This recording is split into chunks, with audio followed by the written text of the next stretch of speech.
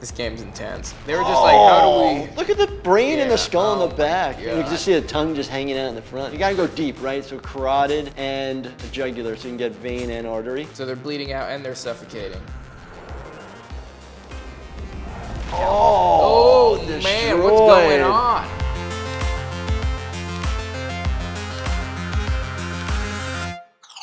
Hey everyone, Dr. Jordan Wagner here, board certified ER doctor, work at a bunch of trauma centers. I'm here with my buddy Cameron. We're gonna check out some cool gameplay for you guys. I'm not a doctor, I am a special operations veteran. For those of you who don't know, I am a 2nd Ranger Battalion vet out of Fort Lewis, Washington, and we're gonna be taking a look at Sniper Ghost Warrior Contracts 2. Zooming in. Yeah. Oh. Interesting standing. Whoa. Dude, that's actually a cool view. Oh, Jesus man. Christ. How did that happen? I don't know. I didn't know bullets can literally make your body explode like that. Is that just the bullet doing that? There's no way that's just the bullet doing that. Was the guy wearing like anything weird? He might have, been wearing some sort of explosive, like a hand grenade or something on his chest, but you can't make a grenade explode simply by shooting it. Typically, explosives require a primary and secondary explosive, so that's what, like a primer. Right. And a simple bullet can't do that. Like if I shot C4 on the ground, if I shot it, it wouldn't go off. I would need to put a blasting cap in it to be that initial blast, and then it would go off. That's like the same thing with like, you see when they shoot like the big barrel of gasoline, right? Yeah. It doesn't go up in the flames, right? Unless that material would spark it, and then that spark basically creates... Acts as that. Yeah, but you need two things to create an explosion. You need heat and you need force, and if you don't have both, you won't get a boom. So not that realistic. Not that realistic. Let's see what's going on here. I do like some sniper games though. These are cool, look at that. Looks like a lot of different type of sniper calibers. Oh, man, what's going on? And I actually love this, like the primary person got hit, but then other individuals took basically the blast, right? So bullets like huge in that distance. It's not just the penetrating object or the bullet that's causing the issue, it's the blast. The overpressure from the blast and the heat from the blast is gonna take care of it. But just to debunk that myth, if you wanna play Mythbusters, you cannot blow grenades up simply by shooting them. But myth busted by blowing off limbs. Oh, right in the crotch. That was messed up. Kneecap! Dude, leg gone, and then it's, I just love the leg just rolling on the ground there. So I like that's nuts. Yeah, I love the graphics, me, anatomy, I love this stuff. But a 50 caliber bullet take out a limb like that? 50 cal would take an appendage clean off. That's a huge round, extremely low velocity round. So that's a lot of penetrating trauma. As far as just the exit wound of a 50 cal would be gaping. Huge. Right? So that, now you got a limb just laying around. So that's the case where you can try direct pressure, but that ain't gonna work. You're that's gonna have to a tourniquet and bring the other side of the limb with you. You're not reattaching. You're not gonna reattach. Yeah, once that's the tissue's destroyed, it has to be like the cleanest cut in the world. Oh, absolutely. And that's gonna be a brutal just separation. It's gonna be a tear almost, because the 50 cal is designed as an anti-armor round, right? It's not an anti-individual round. So if you're thinking about you're trying to disable a vehicle that has armor and Kevlar on it with a 50 cal, imagine what that'd do to just pure flesh. Right, we just saw a guy halfway explode, or potentially if you get two. Right, shot in the kneecap, that leg is completely gone. Like how it gives you the spin. Yeah, that's beautiful. Look at that, complete amputation. I love the spray of the blood, right? So I've never seen an action of a bullet to tissue on a human in real life. I've seen the after effects, but everybody in videos, right, is a mist of blood that pops out. Pretty good, they did a good job. It's awesome. This is a cool game. It's very interesting from that distance. I wouldn't recommend, especially from the hand is gone? Hopefully it's not as masturbating. Right, yes. I was gonna say dominant hand. Oh, sorry.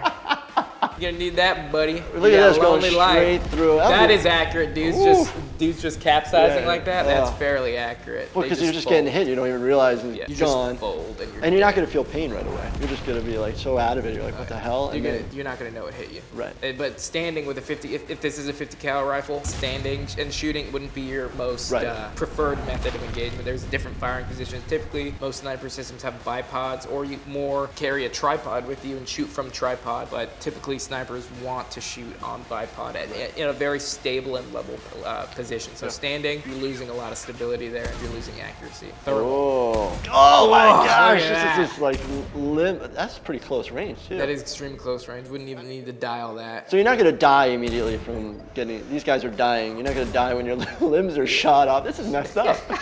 They're just going around just shooting legs off. It's like you don't shoot dudes in the just because that's a mean thing to do. Typically, you're shooting center mass because I mean, when you go to like sniper school, and just for SA, I have not been to sniper school just based off information from dudes that are Bravo 4 qualified, which is the sniper qualification in the military.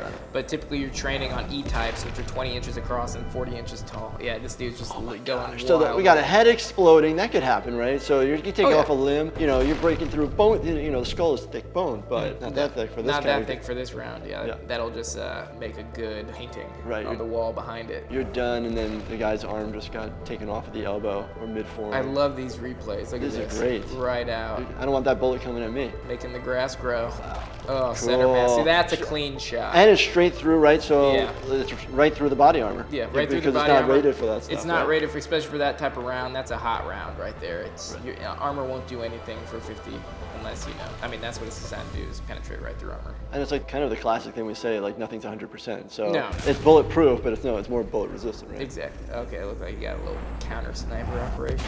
Oh, what's flying off? Look, he's got a little Viper. That's his skull. Oh, man. He's got a Viper hood on. I mean, that's not going to help you standing on top of a steel building there, buddy. But this dude's just doing head damage. is gone. Look at how much it's flying up. Complete damage. Nice red tiger stripe camo. I love this. Oh, look at his Peltor's going flying off.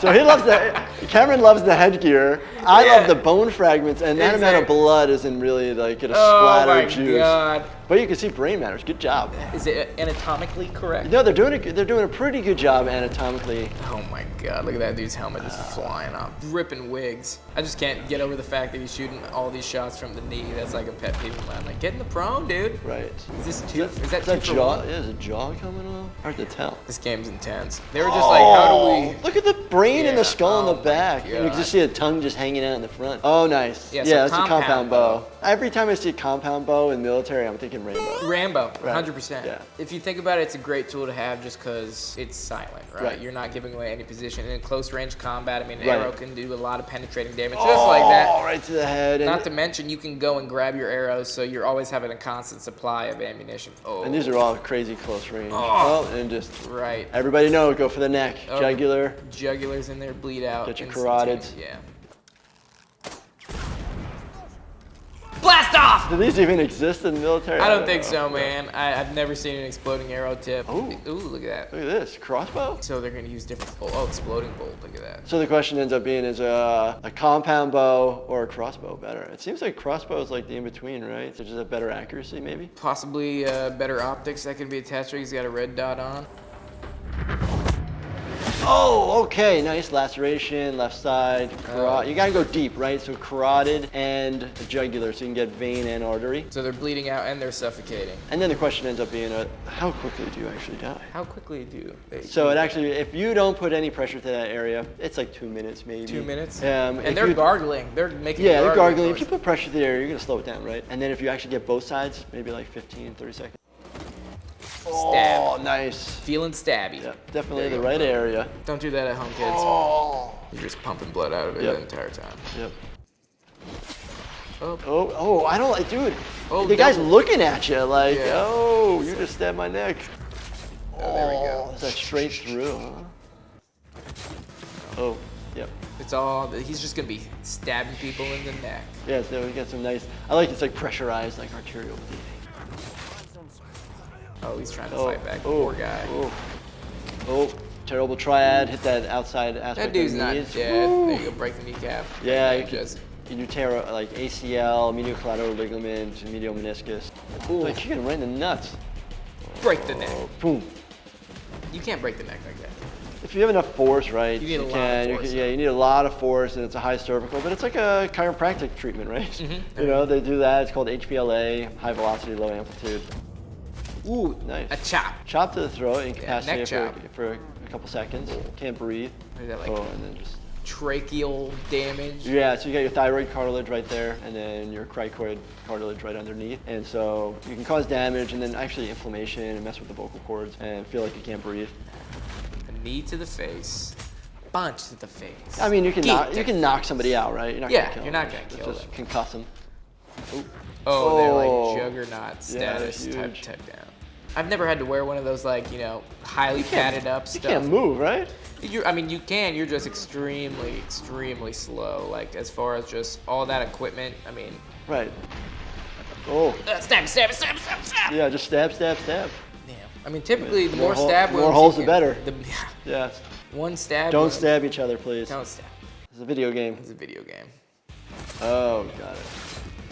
Hey, you want some dude? This guy's got good accuracy. That is one of the sharpest blades just ever. Go through right. It's like butter. Oh, right to the back. You're not gonna have blood squirting out like that, unfortunately, though.